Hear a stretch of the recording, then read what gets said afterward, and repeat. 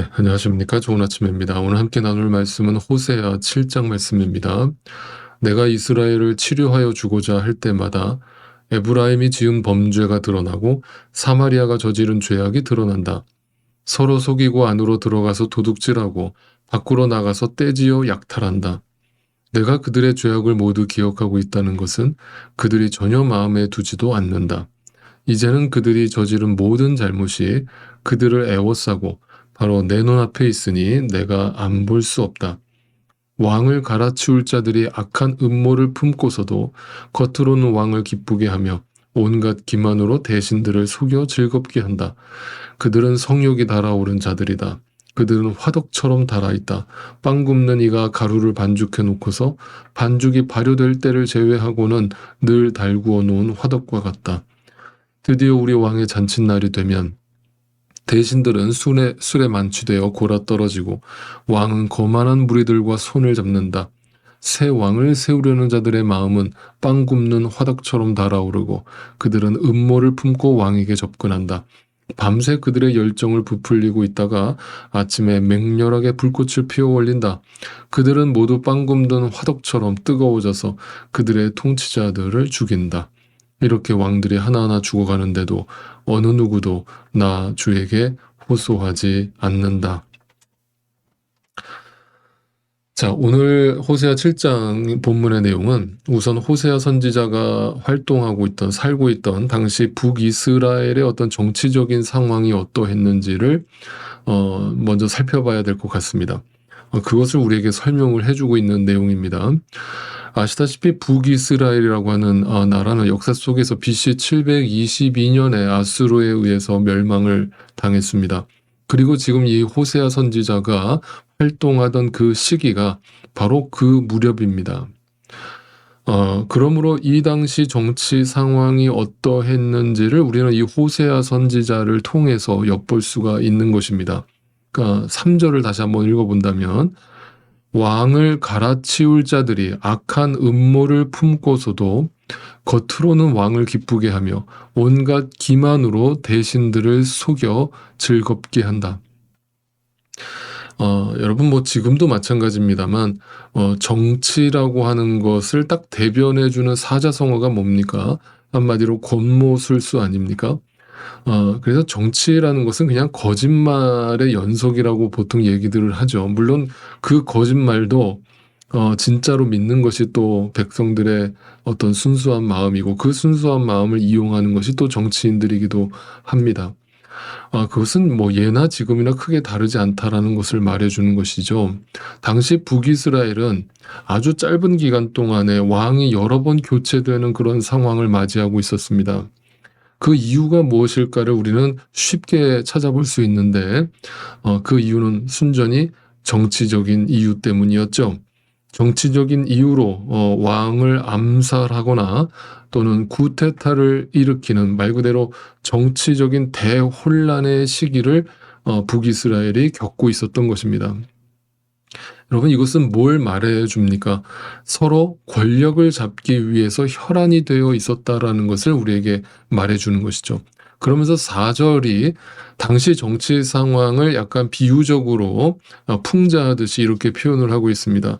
4절입니다. 그들은 성욕이 달아오른 자들이다. 그들은 화덕처럼 달아있다. 빵 굽는 이가 가루를 반죽해 놓고서 반죽이 발효될 때를 제외하고는 늘 달고 놓은 화덕과 같다. 여러분 이것은 단지 어떤 성욕에 불타서 성적인 범죄를 저지르는 이스라엘 백성들을 어떤 비유하고 있는 것이 아니라 이것은 말 그대로 비유적인 표현인데 어떻게 보면 인간 내면 속에 담겨있는 욕구, 그 탐욕이라는 것이 마치 성욕을 주체하지 못하는 사람처럼 항상 달고져 있다. 즉 그들의 죄악이라고 하는 것이, 그 탐욕이라고 하는 것이, 그 욕망이라고 하는 것이 평상시에는 잠잠한 것처럼 보이지만 기회만 주어지면 언제든지 터져 나올 정도로 그 욕구가 극에 달아 있었다라고 하는 것을 비유적으로 말해주고 있는 구절입니다. 그런 일련의 사건들이 우연히 벌어진 사건들이 아니라 그 속에 잠재되어져 있던 인간의 욕망과 죄의 본성이 당시 어떤 정치적인 상황과 맞물리면서 본물 터지듯이 쏟아져 나왔다라는 것을 이 호세아 선지자가 말을 전해주고 있는 것이죠. 그런데 또 제가 거듭 말씀드리지만 당시 이스라엘 백성들은 이러한 내면에 숨겨진 죄악들을 보지 못했고 자신들이 누리고 있던 호사와 풍요와 가짜 평화에 취해 있었다라고 하는 사실입니다. 여러분, 이 말씀을 통해서 우리 자신을 한번 들여다볼 필요가 있어요. 항상 인간이라는 존재의 그 죄성, 본질은 언제 드러나느냐? 여러분, 평안할 때는 사람 다 좋아 보입니다. 그렇죠? 사람 다 인격 훌륭해 보이고요. 다 믿음 좋아 보입니다. 근데 사람이 언제 진짜가 드러납니까? 예, 그 극단적인 어떤 상황에 노출되거나 어떤 기회가 자신 앞에 주어졌을 때 사람의 본성이 나옵니다. 제가 이것을 여러분께 여러 번 예를 들어서 설명드렸는데 그 말씀드렸죠. 여러분, 제가 예전에 다니던 대형 교회였는데 부흥회가 있었어요. 부흥회 막 은혜 받고 막 난리가 났었습니다. 다 뒤집어지고 정말 눈물 콧물 쏟으면서 하나님 앞에 은혜 받았습니다. 그 은혜 받는 부흥회가 끝나자마자 딱 예배당을 나오는데 갑자기 억수같이 비가 쏟아지는 겁니다. 그럴 때 이제 대형 교회였으니까 주차장에 대형 교회 버스들이 이렇게 쭉 셔틀버스가 주차되어 있었는데 성도들이 이제 우산을 안 가져온 상태니까 갑자기 이제 서로 먼저 올라타겠다고 뛰어드는데 아수라장이 돼버린 거예요.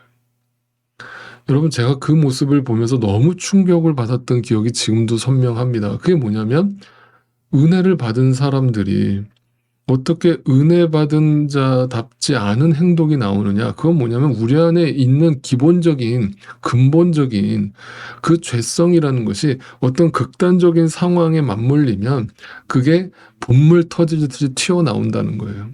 그러니까 우리는 평안할 때는 사람 다 좋아 보입니다. 네, 평안할 때는 아무도 그 사람의 믿음을 몰라요. 결정적인 순간에 여러분의 믿음이 드러나고 결정적인 순간에 여러분의 인격이 드러나는 거예요. 그런데 지금 이 호세아 선지자가 그 당시 이스라엘 상황을 그렇게 표현하고 있는 것입니다.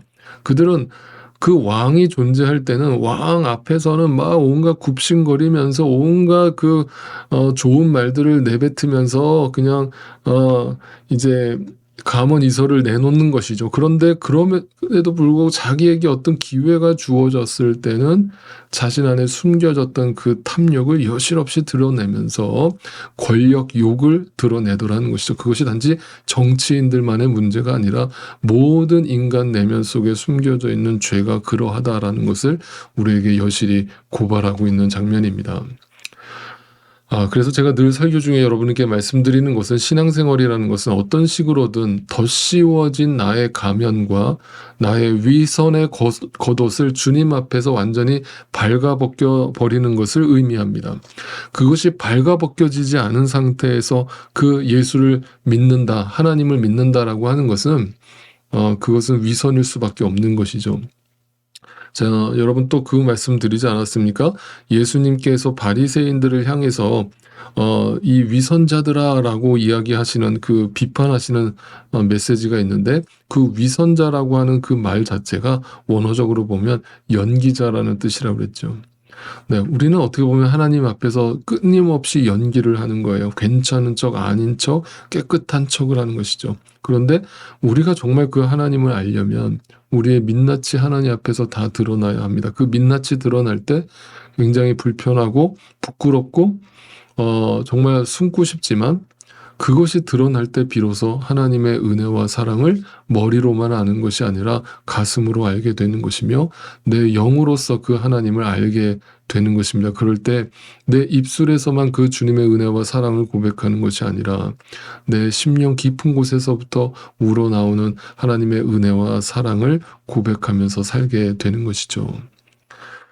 여러분, 우리는 오늘도 자기 자신에게 솔직해야 됩니다. 자신이 얼마나 진리에 관심이 없으며 얼마나 예수님 없이도 잘 살고 있다라고 생각하고 있는지를 솔직하게 나 자신을 들여다봐야 합니다.